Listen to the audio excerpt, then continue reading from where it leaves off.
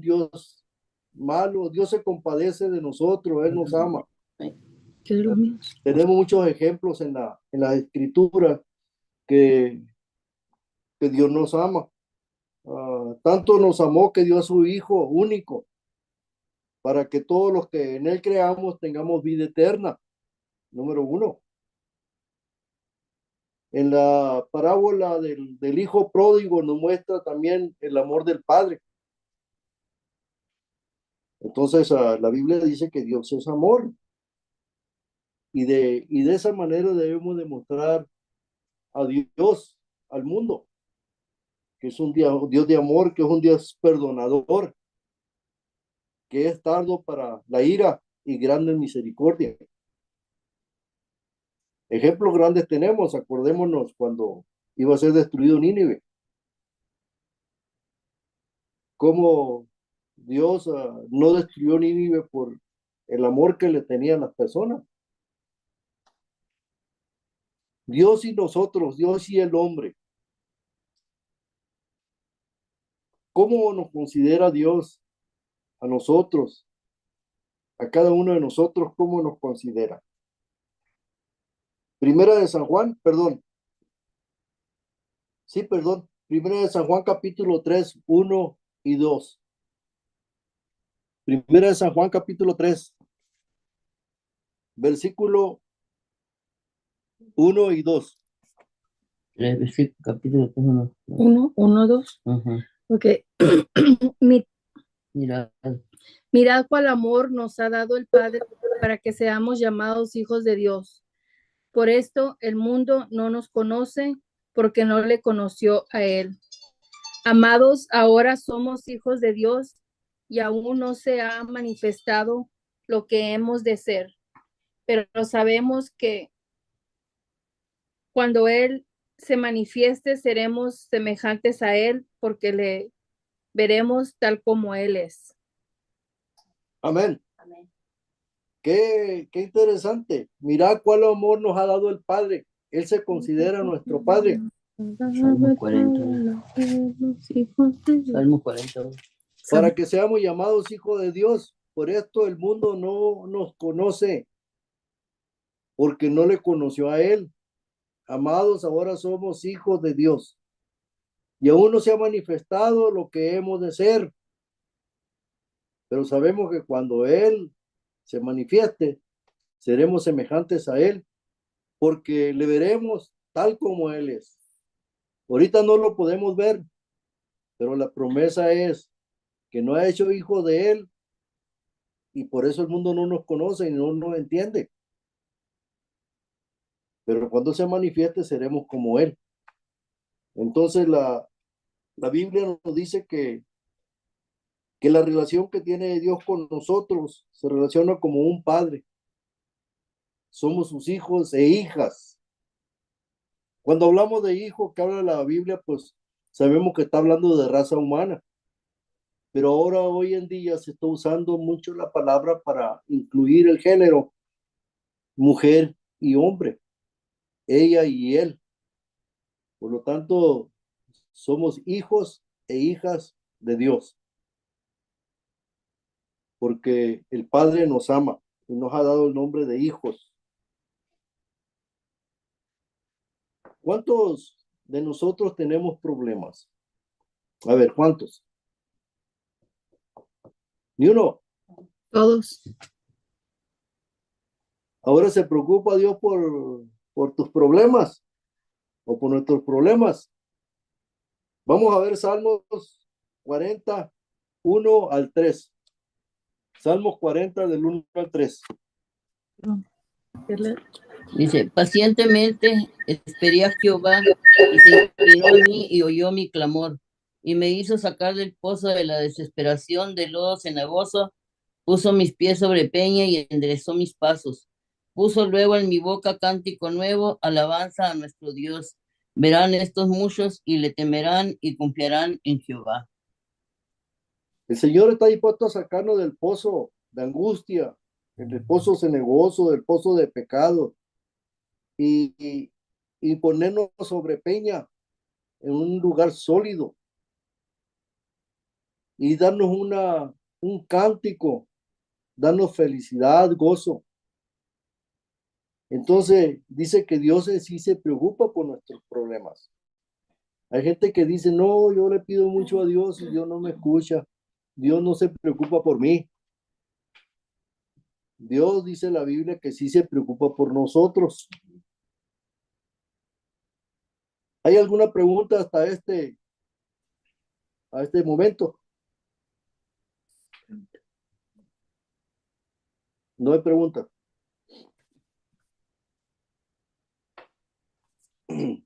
Muy bien. Ahora, ¿qué debemos hacer nosotros? Si ya hemos visto que Dios es un Dios, tenemos y que es Padre de todos. También vimos que Dios es espíritu y es necesario que lo adoremos en espíritu y en verdad. También vimos que Dios nos ama y nos conoce y Dios es amor. Entonces, Dios es amor y no lo debemos de olvidar. Y también nos considera Dios como sus hijos. Y aún no se ha manifestado lo que vamos a hacer porque somos hijos de Dios. Es interesante que dice que por eso el mundo no nos conoce. ¿Alguien quiere opinar sobre ese asunto? Yo pienso, tío, por ejemplo, cuando conoces a una persona que no es creyente y te oyen hablar de las cosas de Dios, pues te oyen como que estás loco o tumbado del burro, como dicen. No te sienten que eres como que estás muy metida en tu rollo, como que tú no eres como la otra gente. Y eso es lo que yo he experimentado con algunas personas que conozco que no creen en la Biblia. Y tampoco les gusta mucho platicar con nosotros.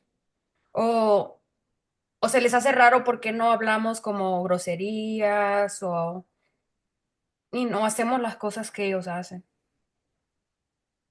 Pues sí. ¿Alguien más quiere opinar sobre este asunto?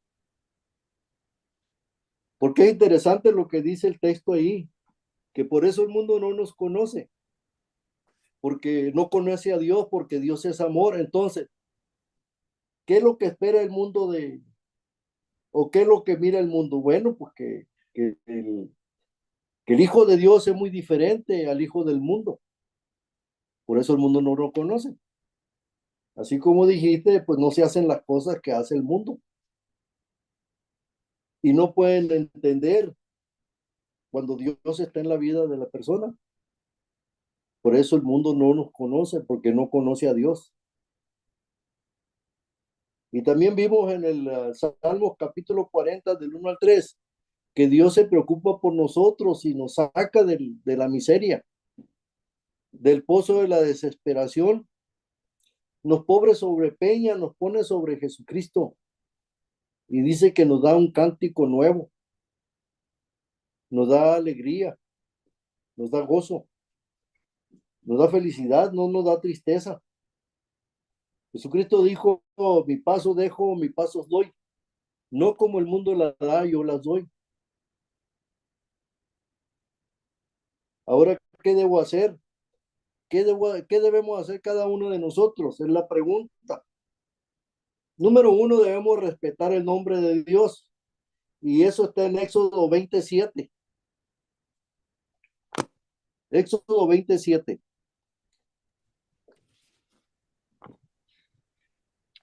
No tomarás el nombre de Jehová en Dios en vano, porque no dará por inocente Jehová al que tomare en su nombre en vano. Muy bien. Es uno de los mandamientos, el primer mandamiento. Perdón, sí. No tomarás el nombre de Jehová tu Dios en vano, porque no dará por inocente Jehová al que tomare su nombre en vano. ¿Qué significa tomar el nombre de Dios en vano? Es el tercer mandamiento, nada más para... Perdón, sí, el tercer mandamiento. Okay. Es jurar, ¿verdad? Mucha gente pues dice jurar, ¿verdad? O sea que cuando juras por algo. dices el nombre de Dios, pero pues uno no lo debe de usar porque pues es Dios, es respetuoso.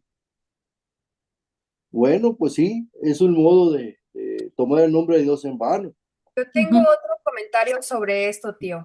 A ver, El- Cuando en la Biblia se usa el nombre o se ponía nombre a las personas, tenía connotación con el carácter que esa persona iba a tener.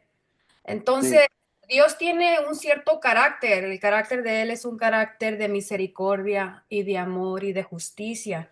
Y cuando dices, no tomarás el nombre de Jehová, tu Dios, en vano, si yo le digo al mundo que yo soy cristiana, y yo no estoy viviendo el carácter que es el carácter de Dios en mi vida, entonces estoy tomando el nombre de Dios en vano.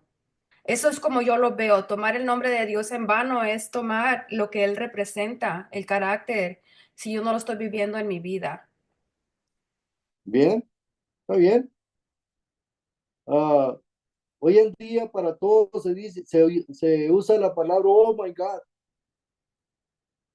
y es una palabra que no se debería de estar usando tan livianamente.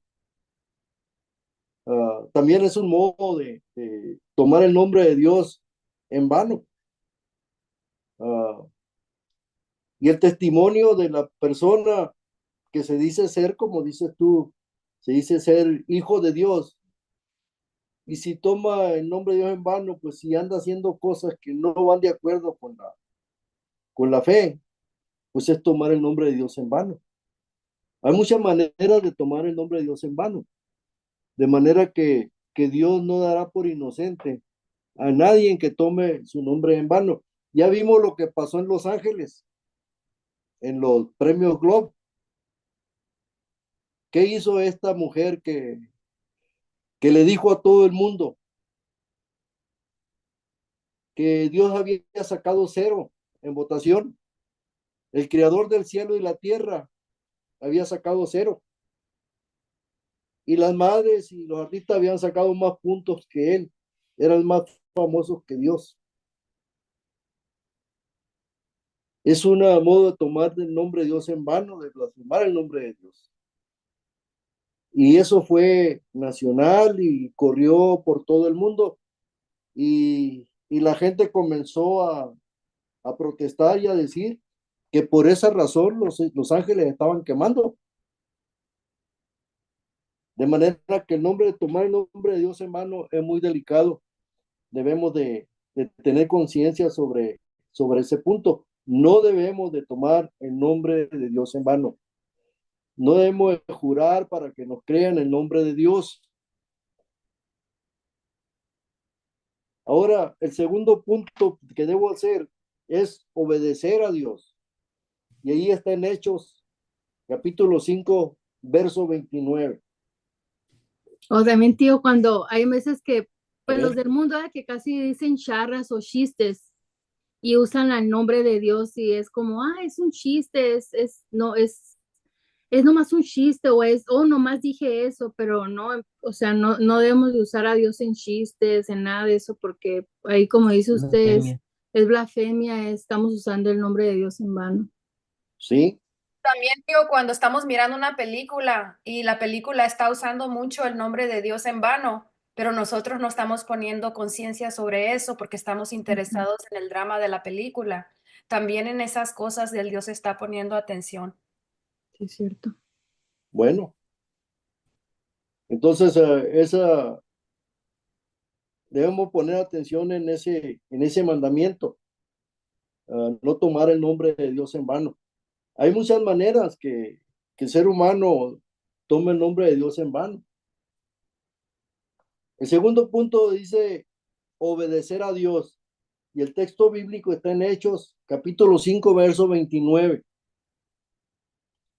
Hechos capítulo 5 verso 29. Respondiendo Pedro y los apóstoles dijeron, es necesario obedecer a Dios antes que a los hombres. Fíjense nomás, es necesario obedecer a Dios primeramente antes que a los hombres.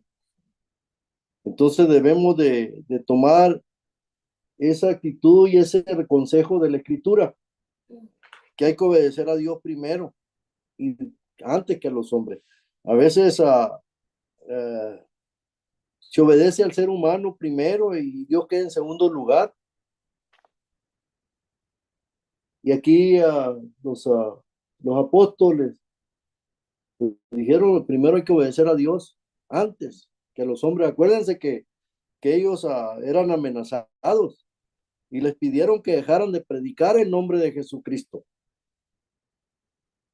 Y ellos dijeron, no, es menester obedecer a Dios antes que a los hombres. Aún la vida estaban poniendo por enfrente. Y vemos muchos ejemplos en la Escritura que estuvieron dispuestos a primeramente obedecer a Dios antes que los hombres.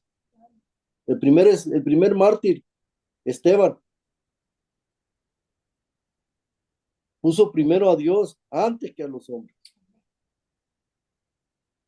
Pedro puso primero a Dios antes que a los hombres. Y así vamos uno por uno y vemos que muchos ejemplos. Y a veces nosotros ponemos primeramente nuestros intereses, nuestro trabajo, nuestra familia, nuestro carro, nuestra propiedad, nuestras riquezas, antes que a Dios. Debemos obedecer primeramente a Dios. Tercer punto, poner a Dios en primer lugar. Mateo 6:33. El texto de Mateo 6:33, si alguien lo tiene, lo puede leer.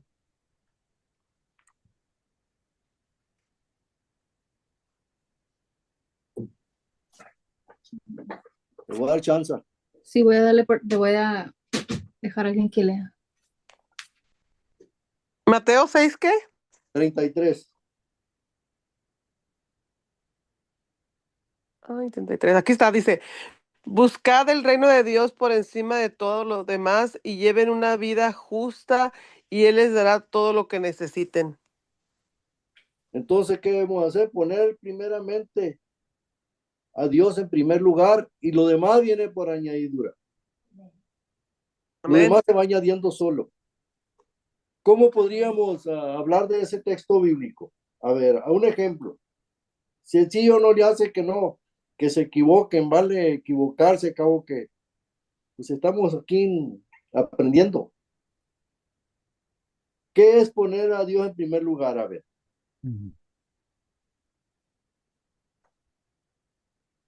Yo ¿Sí? pienso, Poner a Dios primero. Sí, el texto, sí, poner a Dios en primer lugar. Como dijo el texto bíblico. Buscar primeramente el reino de Dios y su justicia y lo demás será añadido. Pues algo muy sencillo. Ahorita, ¿verdad? Ahorita nosotros podríamos estar haciendo otras cosas, pero sin embargo nos unimos aquí porque queremos poner a Dios en primer lugar, queremos saber más de Él, queremos aprender un poco más y por eso estamos tomando el tiempo ahorita de estar aquí. Muy bien.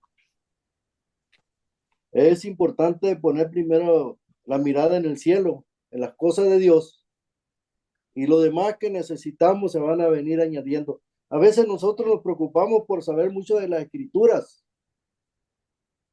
pero si nosotros nos adentramos, estudiamos, hablamos del Señor, ponemos al Señor en primer lugar, todo va a venirse añadiendo. Vamos a ir aprendiendo más y vamos a ir creciendo. Hay que poner primeramente pues el reino de Dios y su justicia. El cuarto pregunta y la cuarta pregunta que tenemos, ¿qué debemos hacer?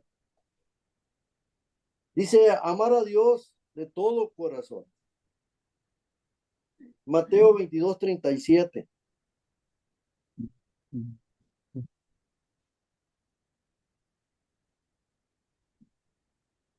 Ahí en la pantalla está el texto bíblico.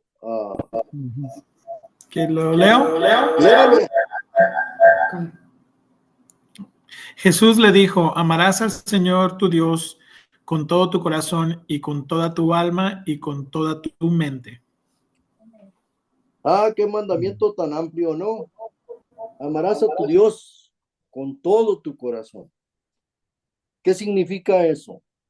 Con toda tu alma y con toda tu mente.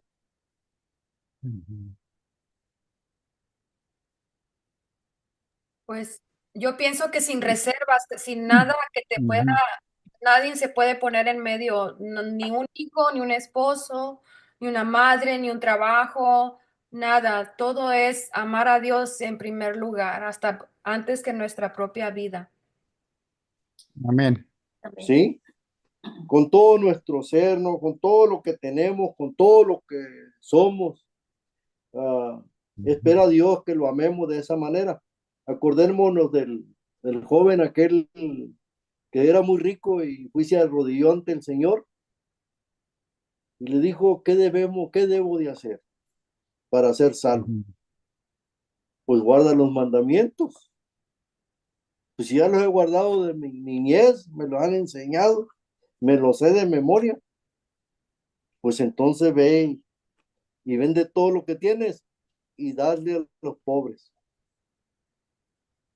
¿Dónde estaba su corazón? Porque él se fue triste. Su corazón estaba en el dinero, en sus riquezas. A veces nuestro corazón está ahí y Dios quiere que no, nuestro corazón no esté ahí. Quiere que esté en él. Porque sí, las riquezas son buenas, pero también pueden hacer daño, porque el amor a las riquezas es la raíz del mal. En 1 Corintios capítulo 8, verso 6, nos dice que creemos en un solo Dios. 1 Corintios capítulo 8, verso 6. Ahí en la pantalla tiene el texto bíblico.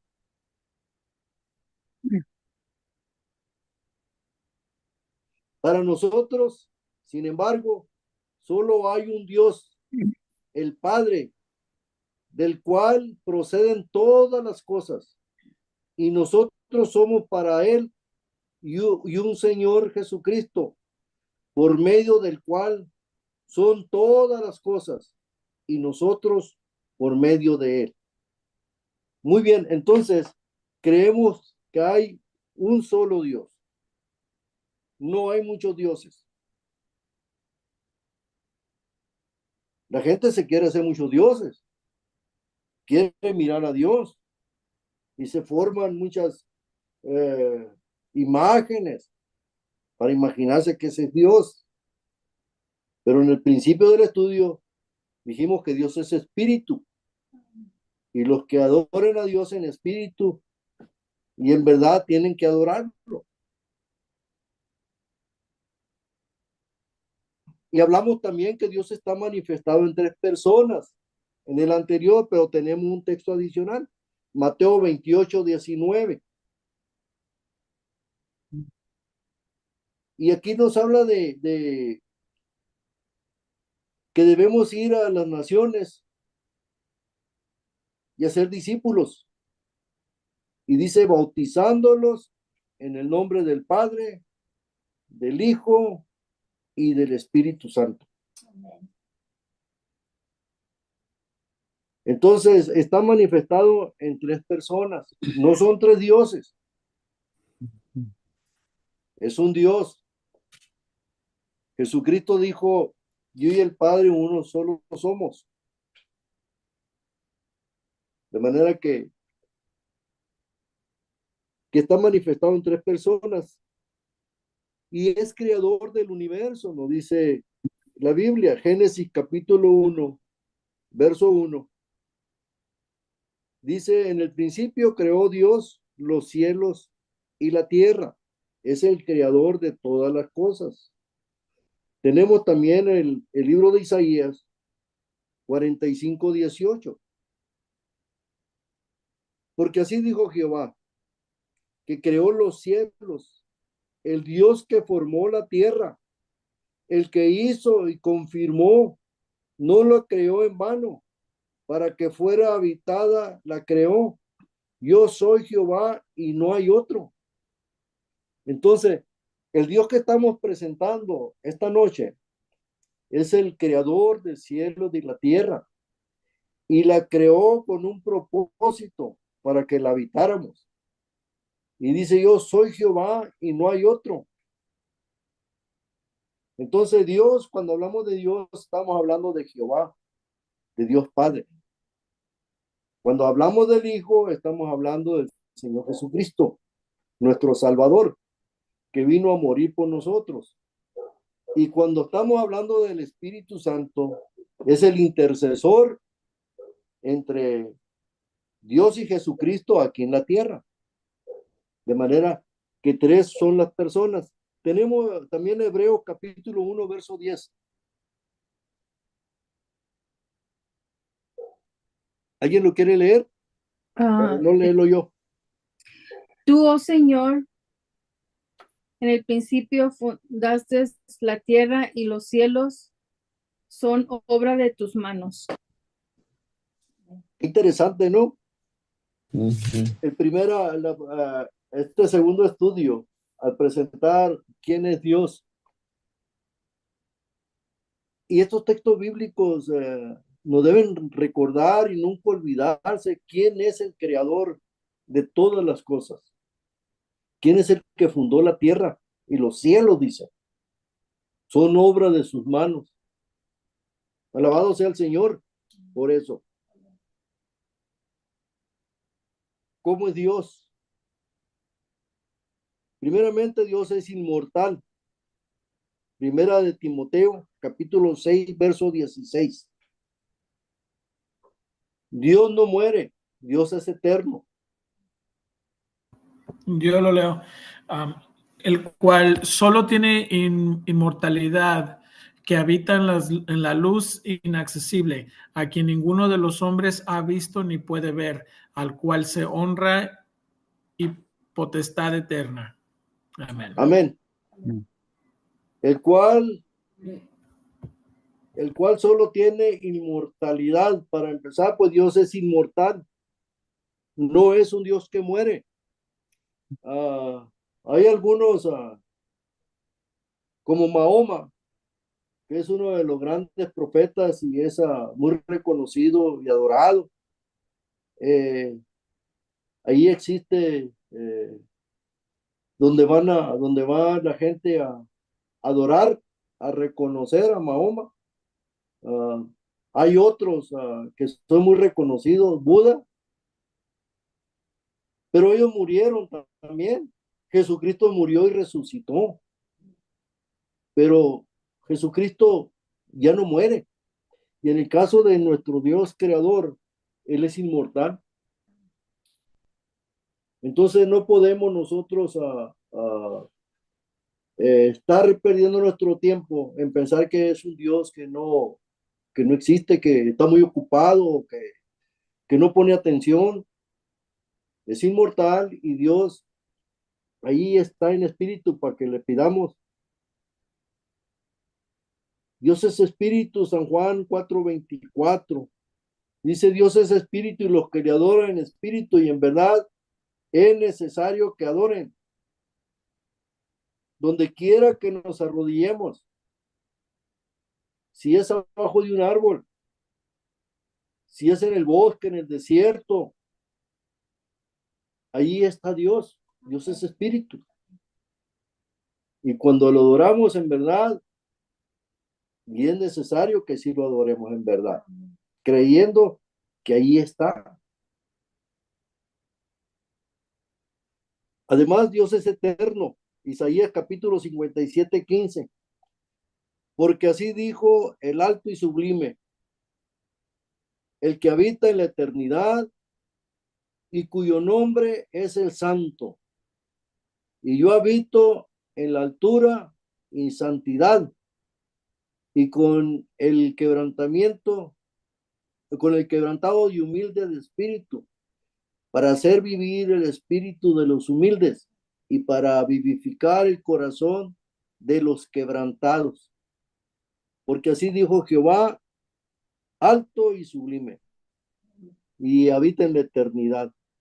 De manera que nuestro Dios es un Dios eterno, si aún hay alguien que esté escuchando y no ha hecho una decisión porque, por la razón que sea, es muy legítimo de hacer decisiones, pero si tú quieres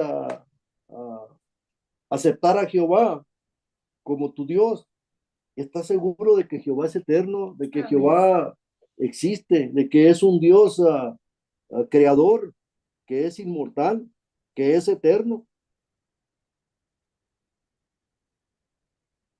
¿Cómo se revela Dios ante nosotros? ¿Cómo se revela? Salmo 19:1. ¿Cómo nosotros podemos ver a Dios, o sea, palpar las cosas y creer que Dios existe?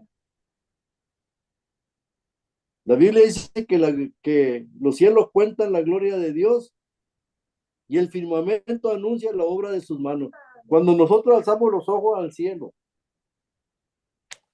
y miramos el firmamento, las constelaciones, los planetas, los satélites, vemos que la gloria de Dios, vemos que alguien lo creó. Hay gente que dice, no, eso no puede haber sido nomás por un boom. Tiene que alguien haber creado eso para que tengan orden. Y los cielos nos dicen que hay un creador. También la Biblia nos dice que hay un creador.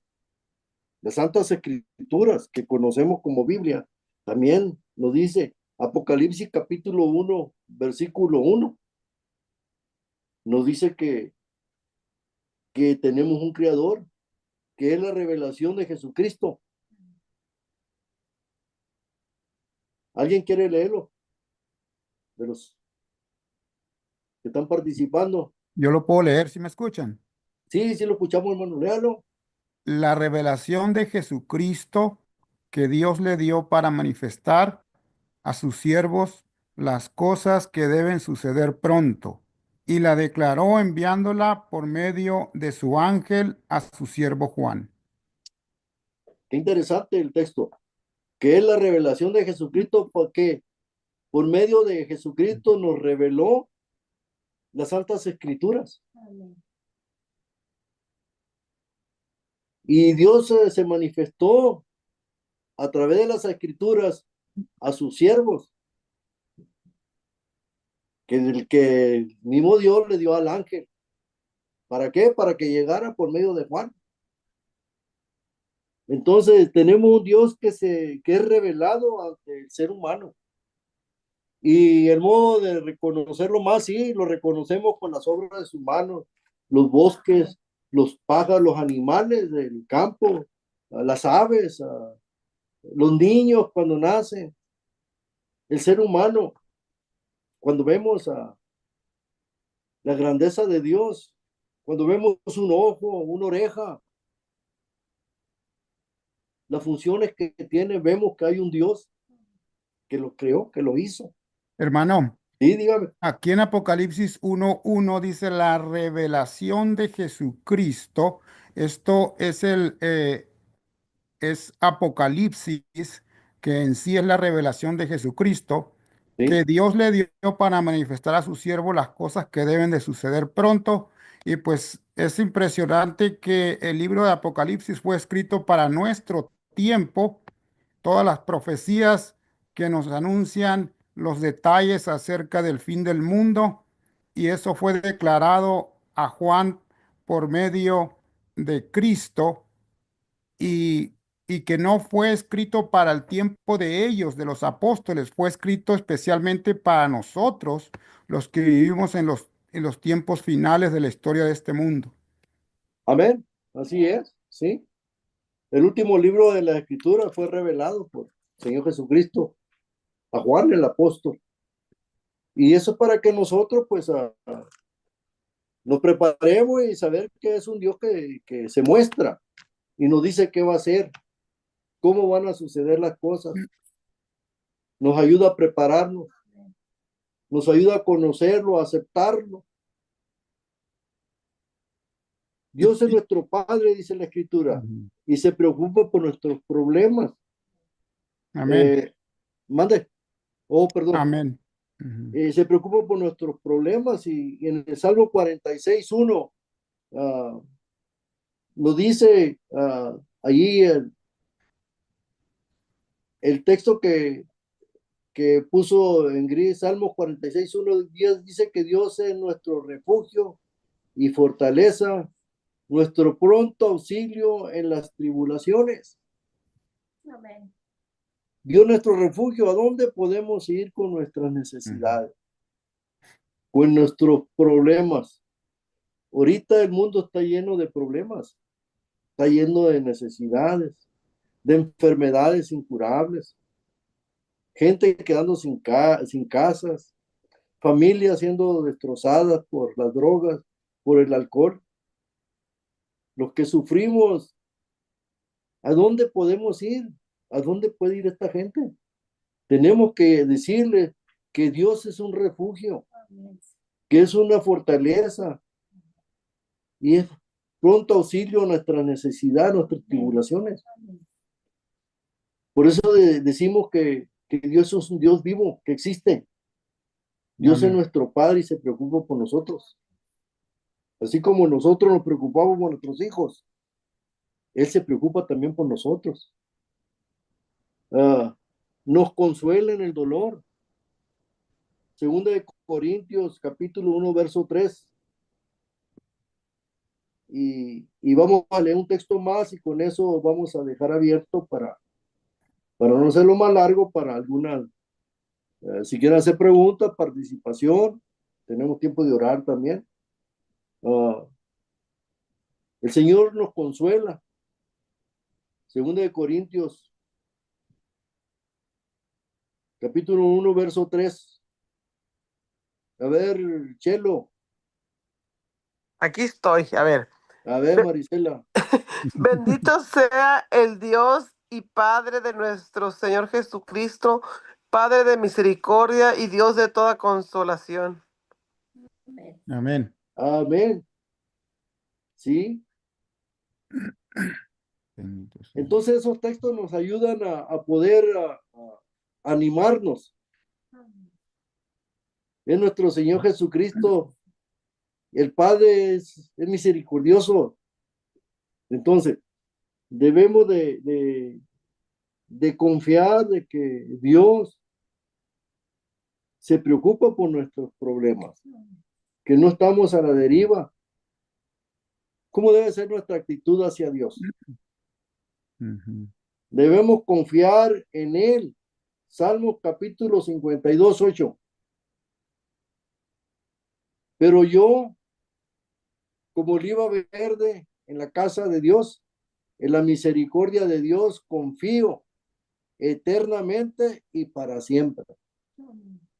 Amén. Debemos de confiar en nuestro Dios, guardar sus mandamientos. Eclesiastés capítulo 12, verso 13.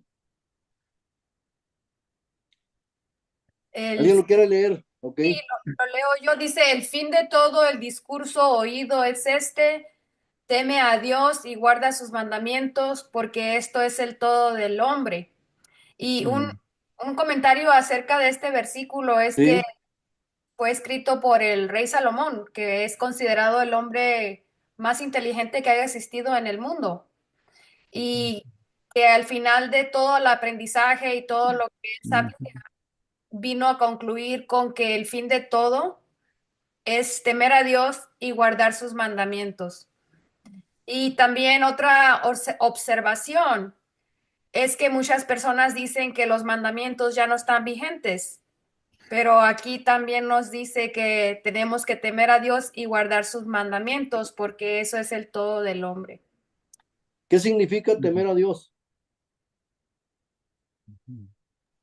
Amar a Dios. Ok. Amar, Respetarlo. respetarlo. Amarlo. También.